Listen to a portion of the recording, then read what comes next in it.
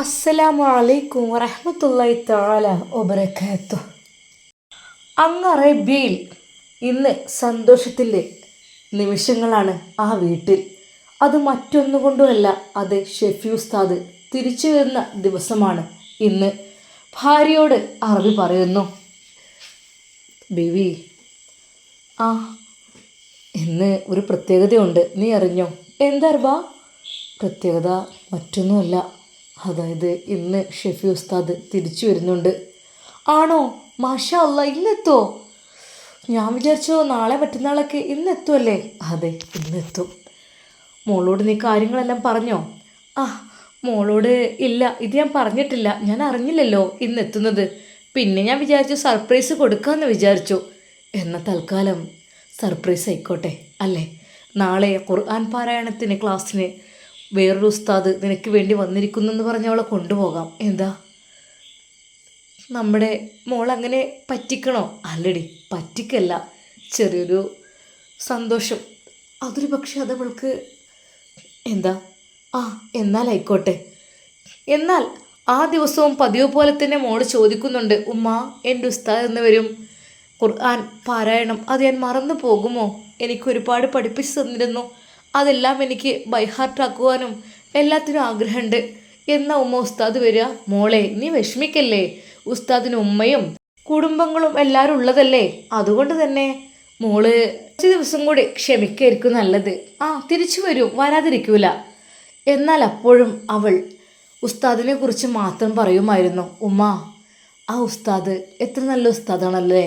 എനിക്ക് ഈ പ്രകൃതിയിലുള്ളതെല്ലാം അദ്ദേഹം എനിക്ക് കാണിച്ചു തന്നു. കാണിച്ചു തരേ മോളെ? അതെ ഉമ്മ, എന്തൊരു നല്ല കാര്യം പറയുമ്പോഴും അല്ലെങ്കിൽ ഖുർആനിൽ തന്നെ എന്തൊരു വാക്കുകൾ പറയുമ്പോഴും അതിനെക്കുറിച്ച് ഒരുപാട് എനിക്ക് വർണ്ണിച്ചു തരും. ശരിക്കും ഞാൻ ആ മായാലോകത്തായി തീരാറുണ്ടുമ്മ. സത്യമായിട്ടും എനിക്ക് കാണാത്ത എൻ്റെ എല്ലാ കാഴ്ചകളും എനിക്ക് അദ്ദേഹം കാണിച്ചു തരും. അങ്ങനെ ആയിരിക്കും ഉമ്മ. മോളെ, ആയിക്കോട്ടെ, ഇൻഷാ അല്ലാ വരും. അന്നും ഉമ്മ മോൾക്ക് ഭക്ഷണം കൊടുക്കുമ്പോൾ അതായിരുന്നു പറഞ്ഞത്. അവൾ ഓരോ ദിവസവും കാത്തിരിക്കും, ഉമ്മയോട് ചോദിക്കും, ഉമ്മ, ഇനി എത്ര ദിവസമുണ്ട് എൻ്റെ ഉസ്താദ് വരാനേ? പൊന്നു മോളെ, വരുമല്ലോ. എന്നാൽ അന്നും അവൾ പതിവ് പോലെ ചോദിക്കുന്നു, ഉമ്മ, എൻ്റെ ഉസ്താദ് വരാനായോ? പൊന്നു മോളെ, എന്താ ഇങ്ങനെ? വരൂട്ടോ, മോള് വിഷമിക്കണ്ട. സ്നേഹത്തോടെ തൻ്റെ മകളോട് ഉമ്മ പറയും. എന്നാൽ അന്ന് രാത്രി പെട്ടെന്ന് അറബി തൻ്റെ ഭാര്യയോടും മകളോടും പറഞ്ഞു, ഞാനിപ്പോൾ വരാം. ഭാര്യയ്ക്ക് കാര്യം മനസ്സിലായിരുന്നു. എങ്ങോട്ടാ അർബ? ആ അത് ഞാൻ പറഞ്ഞല്ലോ, എനിക്കൊരാളെ. പോയിക്കോളും. എങ്ങോട്ടാ? ഉപ്പ പോയതുമ്മ. ആ അതോ ആരെയോ ഒന്ന് സ്വീകരിക്കാനോ എന്തിനോ പറഞ്ഞു. ആരാണുമ്മ? അത് ഉപ്പയുടെ ഫ്രണ്ട് എന്താണെന്ന് തോന്നുന്നു. ഓ, പിന്നെ നമുക്ക് ഉസ്താദിനെ സ്വീകരിക്കാൻ നമുക്ക് എല്ലാവർക്കും പോകണം കേട്ടോ. തൻ്റെ മകളുടെ വാക്ക് കേട്ട് ഒരു നിമിഷം ആ ഉമ്മക്ക് വല്ലാതെ ആയിപ്പോയി. മോളെ, അതൊക്കെ നമുക്ക് പോവാലോ, ഇപ്പോഴും നമ്മൾ പോകാൻ പാടില്ലല്ലോ, അത് മോളുടെ ഉസ്താദല്ലേ. അതിനെന്തോ ഉമ്മ, എൻ്റെ ഉസ്താദല്ലേ. ആ ആയിക്കോട്ടെ മോളെ. അങ്ങനെ അതാ ഷെഫി ഉസ്താദിനെ കൊണ്ടുവരാൻ വേണ്ടിയിട്ട് അറബി പുറപ്പെടുന്നു. നേരെ സെയ്ഫ് അറബിയെയും വിളിക്കുന്നു. യാ സെയ്ഫ്. ആ എളാപ്പ, നമുക്ക് എയർപോർട്ട് വരുന്ന് പോകാനുണ്ട്, പറ്റും, നീ വരുമോ? ആ അതിനെന്താളാപ്പ, ആരാ വരുന്നത്? അതെനിക്ക് വേണ്ടപ്പെട്ട ഒരാളാണ്. എങ്കിൽ നീ വാട്ടോ. അങ്ങനെ അതാ അവർ രണ്ടുപേരും കൂടിയാണ് എയർപോർട്ടിലേക്ക് പോയത്. ഈ സമയം വിമാനയാത്രയിലായിരുന്ന ഷെഫി ഉസ്താദ് ഓരോന്ന് ആലോചിച്ചു. തൻ്റെ ജീവിതത്തെക്കുറിച്ച്, തൻ്റെ ഉമ്മയെക്കുറിച്ച്, അങ്ങനെ ഒരുപാട്. ഫ്ലൈറ്റ് ഉയർന്നു പൊങ്ങിയപ്പോൾ തൻ്റെ പ്രിയപ്പെട്ട ഉമ്മയെ ഞാൻ അങ്ങകലെ ഉപേക്ഷിച്ച് പോകുന്നത് പോലെയാണ് ഷെഫി ഉസ്താദിന് തോന്നിയത്. ഉമ്മ, ഉമ്മ. അവൻ ഫ്ലൈറ്റിൽ നിന്നും കരയുകയായിരുന്നു. തൻ്റെ പ്രിയപ്പെട്ട മാതാവ് ഒരുപാട് താഴ്ന്ന അകലേക്ക് പോയതുപോലെയാണ് ഷെഫി ഉസ്താദിന് അനുഭവപ്പെട്ടത്.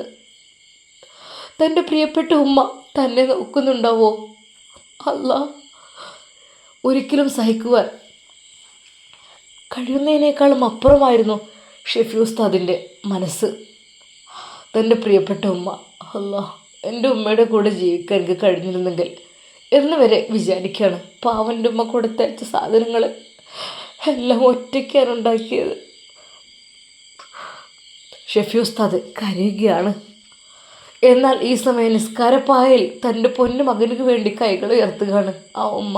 റബ്ബേ, എൻ്റെ കുട്ടിയുടെ ജീവിതത്തിൽ സന്തോഷമില്ല റബ്ബേ, എൻ്റെ കുട്ടിയുടെ ജീവിതം ഇങ്ങനെയായിപ്പോയി റഹ്മാനെ. എൻ്റെ കുട്ടിക്ക് നീ സന്തോഷം പ്രദാനം ചെയ്യുക റഹ്മാനെ.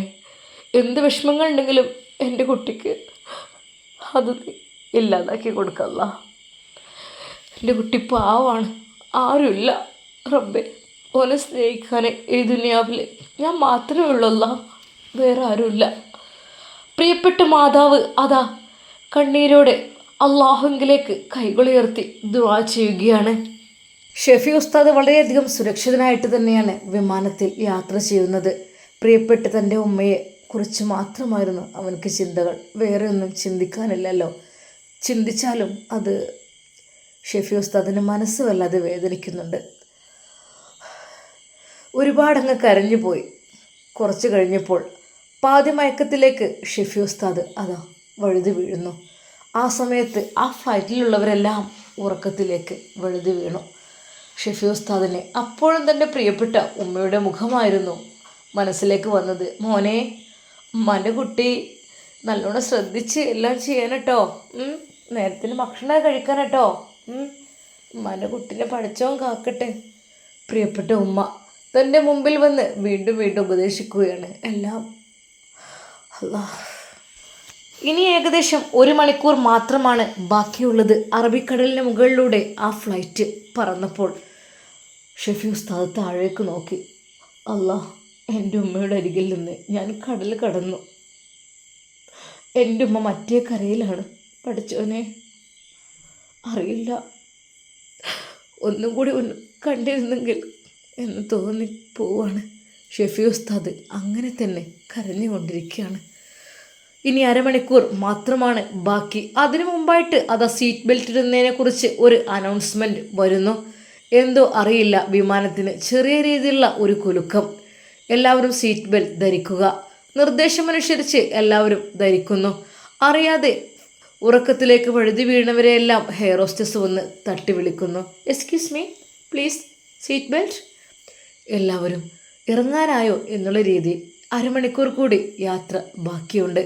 എന്നാൽ വിമാനത്തിന് ഒരു കുലുക്കം അനുഭവപ്പെട്ടതോടുകൂടിയാണ് ഇങ്ങനെ സീറ്റ് ബെൽറ്റ് ഇടുവാൻ വേണ്ടി ആവശ്യപ്പെട്ടത്. ഷെഫി ഉസ്താദ് കുലുങ്ങയില്ല. ഷെഫി ഉസ്താദ് പേടിച്ചില്ല. റബ്ബേ, ഞാൻ പേടിക്കേണ്ട ഒരാവശ്യമില്ലല്ലോ. എനിക്ക് വേണ്ടി കരങ്ങളുയർത്താൻ എൻ്റെ ഉമ്മയുണ്ട്. ഉമ്മാൻ്റെ കൈകൾ ഉണ്ടാവുമ്പോൾ എന്തിനാ റബ്ബ് പേടിക്കുന്നത്? അഥവാ ഞാൻ മരണത്തിലേക്ക് തന്നെ പോവുകയാണെങ്കിലും അപ്പോഴും എനിക്ക് പേടിക്കണ്ട. എൻ്റെ ഉമ്മയുടെ കരങ്ങൾ എനിക്ക് വേണ്ടി അപ്പോഴും ദുആ ചെയ്യും. അല്ലാഹ്, എൻ്റെ പൊന്നും എൻ്റെ കബറിടം നീ സ്വർഗപ്പൂന്തോപ്പം ആക്കി കൊടുക്കല്ല. ഉമ്മ ദുആ ചെയ്യും, അത് ഉറപ്പുണ്ട്. സത്യം പറഞ്ഞാൽ ഉമ്മയുള്ള കാലത്ത് മരണപ്പെട്ടു പറഞ്ഞാൽ അതൊരു ഭാഗ്യം തന്നെയാണ്. പക്ഷേ ഉമ്മമാർ എത്ര വേദനിക്കും, എത്ര സങ്കടപ്പെടും. അല്ലാഹ്, എൻ്റെ ഉമ്മക്ക് ആരുമില്ല കേട്ടോ, നീ മാത്രമുള്ളല്ല.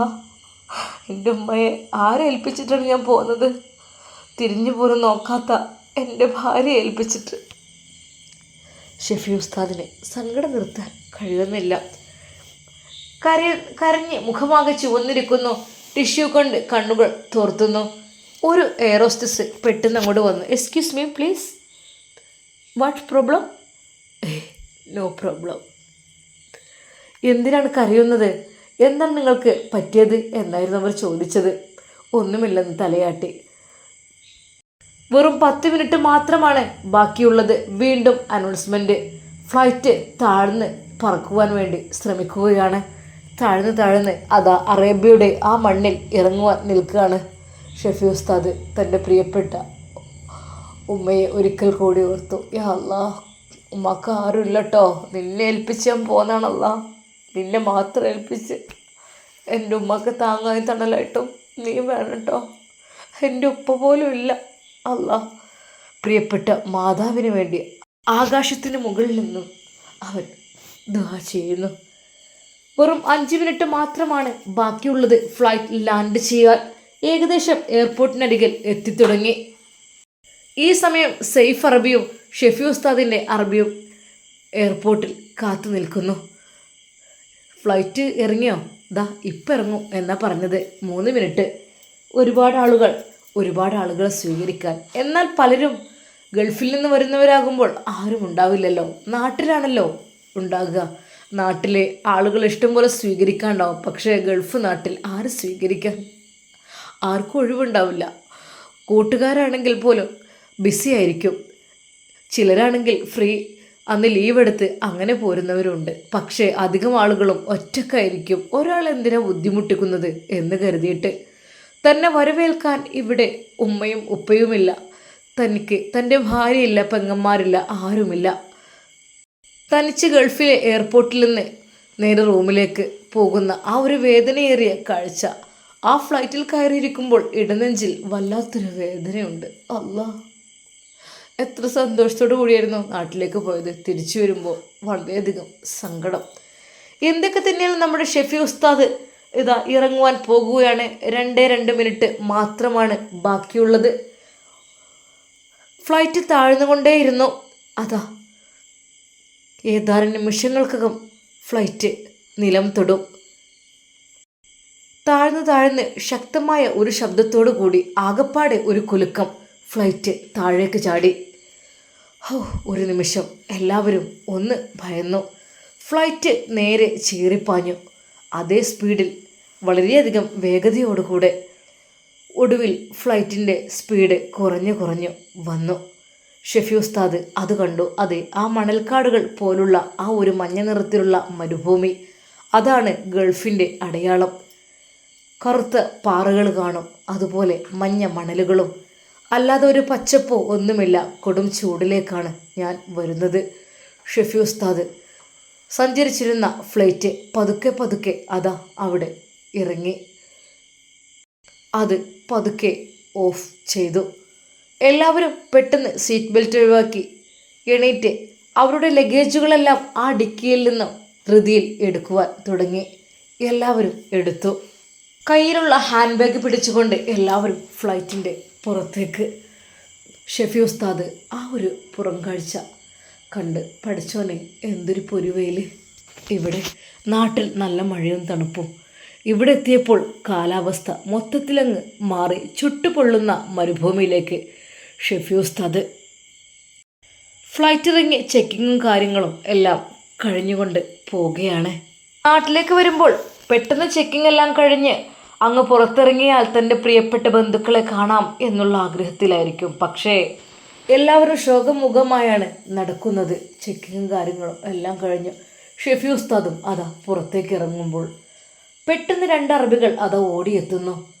യാ ഷെഫി, അസ്സലാമു അലൈക്കും എന്ന് പറഞ്ഞുകൊണ്ട് ഷെഫി ഉസ്താദ് ശരിക്കും അത്ഭുതപ്പെട്ടു. യാ അല്ലാ, വഅലൈക്കും അസ്സലാം. അവൻ്റെ കണ്ണുകൾ നിറഞ്ഞൊഴുകി. അതെ, 2 അറബികളും ഷെഫി ഉസ്താദിനെ കെട്ടിപ്പിടിച്ച് സ്വീകരിക്കുകയാണ്. അല്ലാ, അൽഹംദുലില്ലാ. ഷെഫി ഉസ്താദ് ഒരു നിമിഷം പടച്ച റബ്ബിനെ സ്തുതിച്ചു. യാ അല്ലാ, ഇത്രയധികം എന്നെ സ്വീകരിക്കാൻ ഞാൻ. അപ്പോഴും ഷെഫി ഉസ്താദ് വിചാരിച്ചു, എൻ്റെ ഉമ്മയുടെ പ്രാർത്ഥന മാത്രമാണ് ഇതിന് പിന്നിൽ. അതെ, തൻ്റെ പ്രിയപ്പെട്ട ഉമ്മയുടെ. മോനെ ഷെഫി, എന്നാ വിളിക്ക്, വീട്ടിലേക്ക് വിളിച്ചു പറ, ഉമ്മക്ക് വിളിച്ചു പറ. ഉസ്താദ് ഫോൺ വാങ്ങി തൻ്റെ പ്രിയപ്പെട്ട ഉമ്മയുടെ നമ്പർ ഡയൽ ചെയ്തു. ഉമ്മ ഫോണിന് വേണ്ടി കാത്തിരിക്കുകയാണ്. ഫോൺ ബെല്ലടിക്കുന്നു. പഠിച്ചോനെ, മോനാണോ? എത്തിയോ ആവോ റബ്ബേ. ഉമ്മ ഫോൺ എടുത്തു. ഹലോ ഉമ്മ, അസ്സലാമു അലൈക്കും. വഅലൈക്കും അസ്സലാം വറഹ്മത്തുള്ളാഹി. ഉമ്മാൻ്റെ കുട്ടി എത്തിയോ? ഉമ്മ റാഹത്തായിട്ട് എത്തി. ഇതാ 2 അറബികളാണ് എന്നെ സ്വീകരിക്കാൻ വന്നിട്ടുള്ളത്. പൊന്നു മോനെ, മാഷാ അല്ലാ. ഉമ്മ പ്രാർത്ഥിക്കുകയായിരുന്നടാ എൻ്റെ കുട്ടിക്ക് വേണ്ടിയിട്ട്. ഉമ്മ എനിക്കറിയൊന്നും വേണ്ട കേട്ടോ, നല്ല രീതിയിൽ സന്തോഷത്തോടു കൂടി അവിടെ നിന്നോളി. എനിക്ക് റാഹത്താണ് ഉമ്മ. 2 അറബികളാണ് എന്നെ കൊണ്ടുവരാൻ വേണ്ടി വന്നിട്ടുള്ളത്. സത്യമായിട്ടും ഉമ്മ, ഞാൻ എത്ര ഭാഗ്യവാനാ. എൻ്റെ കുട്ടി ഭാഗ്യവാനായിരിക്കും. എൻ്റെ കുട്ടി കുറേ വിഷമിച്ചതല്ലേ. പടച്ച റബ്ബ് ഇന്നല്ലെങ്കിൽ നാളെ നിനക്ക് സന്തോഷം തരും. അതെനിക്ക് നന്നായിട്ടറിയാം. എൻ്റെ കുട്ടി തളരരുത് കേട്ടോ, വിഷമിക്കരുത് കേട്ടോ. ബിസ്മില്ലാഹി തവക്കൽതു അലല്ലാഹ്. എന്ത് തുടങ്ങുമ്പോഴും അത് ചൊല്ലുക, ബിസ്മില്ലാഹി തവക്കൽതു അലല്ലാഹ്. അങ്ങനെ പടച്ച റബ്ബ് ഉമ്മാൻ്റെ കുട്ടീൻ്റെ കൂടെ ഉണ്ടാവും കേട്ടോ. ആ ഉമ്മ ആയിക്കോട്ടെ, എന്നാൽ ശരി, റൂമിലൊക്കെ എത്തിയിട്ട് വിളിക്കാം കേട്ടോ. ഫോൺ അറബിയുടെ കൈകളിൽ കൊടുത്തു. വിളിച്ചില്ലേ? ആ വിളിച്ചു. ഇനി വരുമ്പോൾ ഫുഡ് കഴിക്കാം. സ്നേഹത്തോടെ അറബികൾ അവനെ നേരെ വാഹനത്തിലേക്ക് കൊണ്ടുപോയി ലഗേജെല്ലാം വാഹനത്തിൽ കയറ്റി അതാ അവർ പോകുന്നു. നേരെ ഒരു റെസ്റ്റോറൻറ്റിലേക്കായിരുന്നു പോയിരുന്നത്. ഷെഫി നന്നായിട്ട് വിശന്നിട്ടുണ്ടാവൂലേ? ഞാൻ പറഞ്ഞില്ലേ ബിസിനസ് ക്ലാസ് എടുക്കാൻ വേണ്ടിയിട്ട് അതെടുത്തില്ല. അങ്ങനെ ആകുമ്പോൾ അതിൽ ഫുഡ് ഉണ്ടാവും. അത് അർബ അതിൻ്റെ ഒന്നും ആവശ്യമില്ലല്ലോ. അതിനെന്താ, അതിലൊക്കെ കയറണ്ടേ? എന്നാൽ ഫുഡും കാര്യങ്ങളും സ്ലീപ്പിങ്ങും എല്ലാം ഉഷാറാവുമല്ലോ. സ്നേഹത്തോടെ ഷെഫി ഉസ്താദിനെ അവരിതാ കൊണ്ടുപോകുന്നു റെസ്റ്റോറൻറ്റിലേക്ക്. ഇൻഷാ അല്ലാ നമുക്കിതിൻ്റെ ബാക്കി ഭാഗം നാളെ കാണാം. അതുവരേക്കും എല്ലാവർക്കും അസ്സലാമു അലൈക്കും വറഹ്മത്തുള്ളാഹി തആല വബറകാതുഹു.